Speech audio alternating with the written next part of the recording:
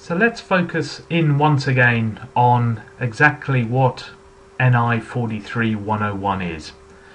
So there's a very important statement in terms of that, in that National Instrument 43101 sets out minimum standards for public disclosure for mineral projects of companies trading in Canada. So there are a number of key phrases here. So firstly, if we are trading on the Toronto Stock Exchange and we're involved in any type of mineral exploration or mining in terms of base metal, precious metals, then 43101 is applicable to us. The other important components of this sentence include the minimum standards. So the Canadian Securities Authority is setting out what it deems as the very least that must be disclosed when a company is making any type of information available to the public. This includes any particular types of warning messages which need to accompany any information which may be regarded as putting at risk investors when they're making a decision to invest in a public company that's trading. So we must follow these guidelines in that they set out the very minimum of what's expected of us. The second important phrase is public disclosure. So what exactly does it mean by public disclosure?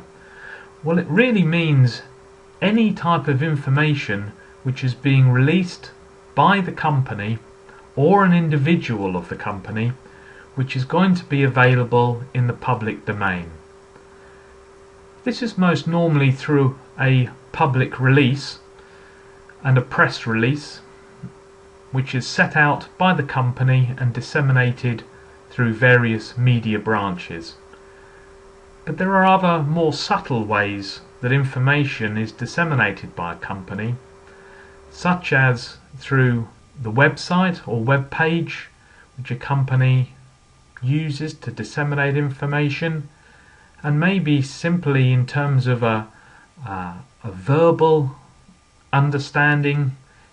If someone is talking to or disclosing information to the public in some manner, then they must ensure that they're following the standards as set out by 43101 to make sure that they are not misleading or not providing information completely that therefore could lead to incorrect decisions in terms of trading on that particular company.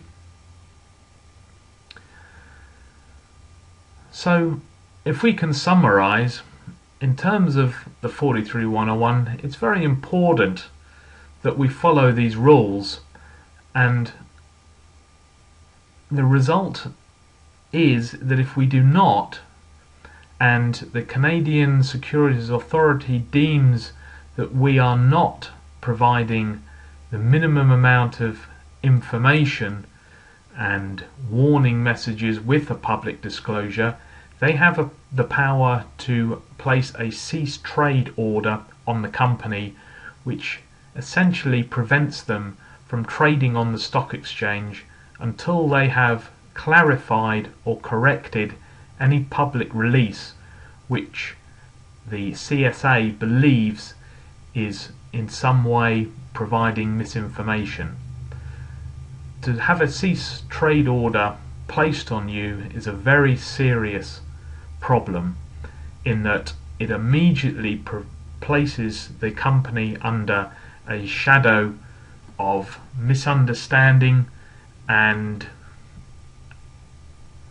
mistrust. So it's something which, as a company trading on the Toronto Stock Exchange, Fortuna Silver is very keen to avoid. So we try our best to as closely follow and adhere to the National Instrument 43101 whenever any public disclosure is made by the company. So we can have a look a little bit more in terms of the details of what is NI43101. It was developed by the Canadian Securities Authority, and there are a number of securities commissions which are provided across Canada within each of the provinces. So there is a British Columbia Securities Commission and other commissions such as Ontario Securities Commission, who monitor and check all the time in terms of press releases which are being released from any mining mineral project or company, to ensure that they are following those minimum standards as set out by 43101.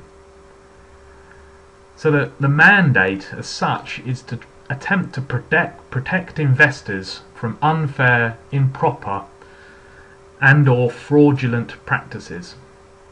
Essentially wants to prevent any type of cheating or anyone providing misinformation to try to trick people into investing in a mineral project when perhaps the information is not fully provided to allow someone to make a proper and informed choice. The idea is to foster fair and efficient capital markets and maintain public and investor confidence in the integrity of those markets. And 43101 really was set up on the back of a number of fraudulent practices which occurred in the 1990s, particularly through a company called Briex, which provided a number of fraudulent press releases in terms of the property that it was developing. Subsequently, confidence in mining companies plummeted, and the investment then that was provided by individuals, banks and other financial institutes was eroded, and people were unwilling to invest in mining companies due to the uncertainty with the information that was being put out and provided. So subsequent to this, the Canadian Securities Authority set up the NI43101 to try to ensure that confidence was returned back to the mining industry. So why is NI43101 necessary? Well, really it's to prevent mining scams and to stop any type of potential profit that individuals or a company may make by misinforming on geological and metallurgical practices, and essentially misinforming the public into trusting in investing money in a project which is fraudulently being misrepresented.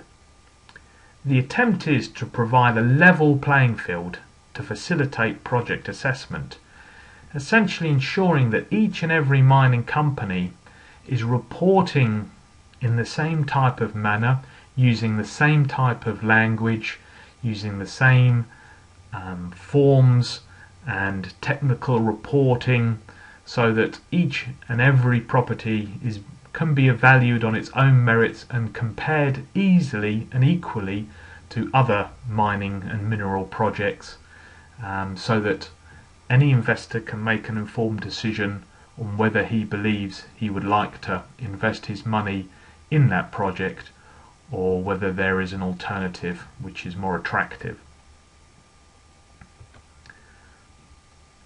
Of course, the idea is to prevent any type of fraudulent releases, any type of issues where public releases are being made which are either inflating the truth or exaggerating the prospect or simply making fraudulent claims which are untrue. And there has been a number of these practices over the years, and although 43101 tries its best to prevent these, it does rely very much on professional individuals acting as qualified people in ensuring that the information, when presented to the public, is correct and true at that time that it's released. Ultimately, there are three pillars to NI43101. These pillars are transparency, materiality, and competence. So what do we mean by each of these?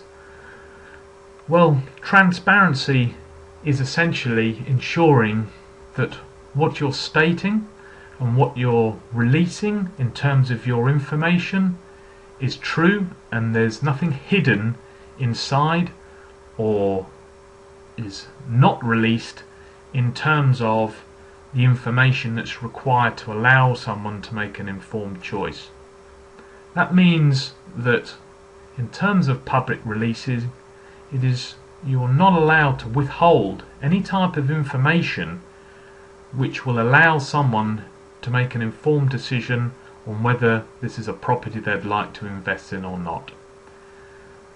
So when a public release is made and the information which is contained within it, it must be complete, and it mustn't try to hide any type of bad or damaging information from that release.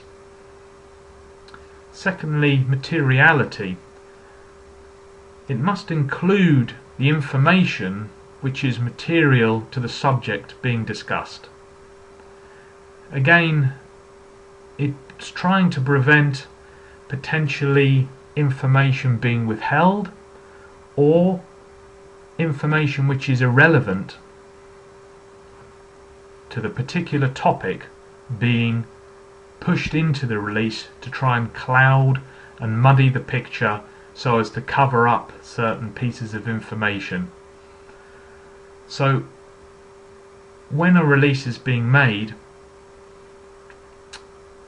the information contained within must be material to what is being discussed, and a decision always must be made in terms of when material information is received, that must be released as soon as possible to the public to make that informed choice.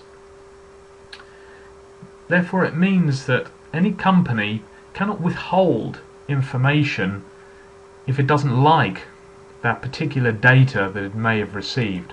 If it performs an estimate and that estimate is not up to its expectations and it's a poor estimate, that does not mean or allow the company to withhold that, because it's material information. It's information that will affect the value of the company, and therefore it must be released into the public domain so investors can make an informed choice of whether they would like to maintain their investment or whether they would like to invest somewhere else. The third pillar to the NI 43101 is competence. It means that the people who are conducting certain aspects of the work must be competent in that particular field that they're working. You can't have inexperienced or people working in fields where they have no educational background and they don't fully understand the work which they're performing. Often this is monitored by the usage of the qualified person. The qualified person normally requires an educational background in that field of expertise and at least 5 years of working in that area to ensure that they can be designated as a qualified person. A qualified person then is therefore normally required for any aspect of technical information which is being generated within the company. So, in terms of a mineral resource, a qualified person must be either reviewing or conducting that piece of work to ensure that it meets the CIM best practices and is being done in a competent fashion. And the same is applicable to the mineral reserve component. On top of this, a qualified person must also be responsible for checking each and every press release or public information which is released into the public domain. In terms of any press release, you will often see at the bottom of that particular press release the name of the qualified person, and that they have stated that they have checked the information contained within the press release and they are happy that it conforms to NI43101 minimum requirements. Similarly, in terms of any web pages or any information which is provided in terms of promotional information which is handed out at conferences, any information such as this, which again is being released into the public domain, must be checked by a qualified person, and they must take responsibility and sign off that that information contained within it is correct and is fully disclosing all material information at that time of release. In this way, it tries to ensure that the information which is being provided is being fully checked by someone who is regarded as being a professional and a competent person in that particular area and field. So these are the three main and most important aspects of 43101. Finally, you may have heard of other reporting codes around the world, and the CIM sets out its particular reporting code in terms of the National Instrument 43101, but there are a number of other agencies around the world which follow their own systems. Probably the best known of these is the JORC Committee, which is based in Australia, and it itself sets out the minimum requirements in terms of how a mineral resource and reserve is estimated, and also how that information is set out in terms of reporting and how it should be released in terms of any type of information sent to the public domain. There's a number of other systems which are based around the world, including the SME, which operates from the US. There's both Peruvian and Chilean based organizations which set out their minimum requirements. There's the PERC, which is set within Europe, SAMREC, which is in South Africa, and the PMRC in the Philippines. Now all of these systems essentially use a very similar type of CRIR SCO based codes, and that means they really set out a very similar type of system in how to report mineral resources and mineral reserves using similar types of phrases and terminology.